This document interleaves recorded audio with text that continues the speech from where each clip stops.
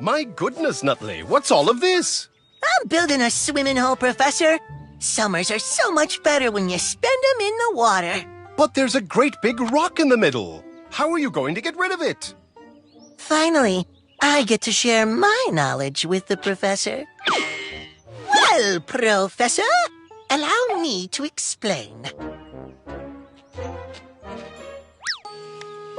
Over time, rocks can be broken down into smaller pieces by wind, liquid water, ice, and living things.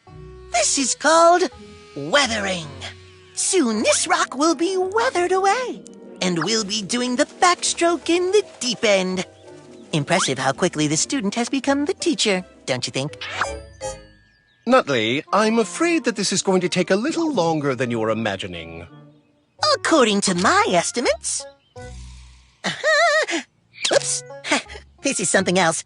But I'm guessing by tomorrow, tops, this rock will be history. Actually, Nutley, while it's quite true that weathering is the process by which rocks are broken down, it takes a very long time for that to happen. How long? That will require a little explanation. That's okay.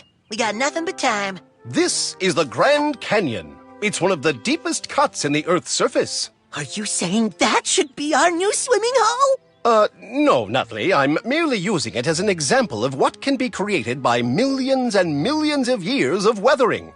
But long before all of that weathering, the Grand Canyon wasn't very grand at all. That was the Grand Canyon? Yes. You see, when water flows over rock, it can very slowly cause the rock to change its shape and begin falling apart. See, Professor, that didn't take long at all. Happened right before our eyes. Actually, Nutley, it took a very long time. Did you watch the timeline? What we just saw actually took many thousands of years.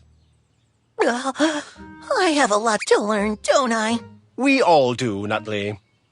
Water isn't the only thing that can change the shape of rocks. So can wind. When the wind blows, it can pick up sand, which is just tiny pieces of rock. Over time, that blowing sand can wear away the rock's surface and even carve the rock into a different shape. That arch was made by the wind? Over a very long period of time, Nutley. Pretty amazing, isn't it? Ha! I knew that plants had something to do with weathering.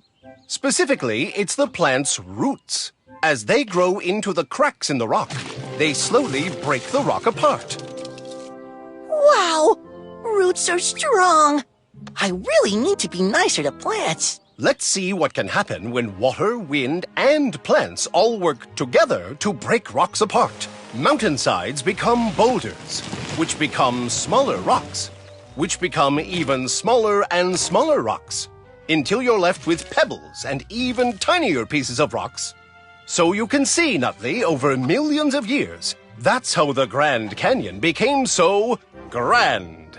And remember, Nutley, weathering happens everywhere, not just in canyons.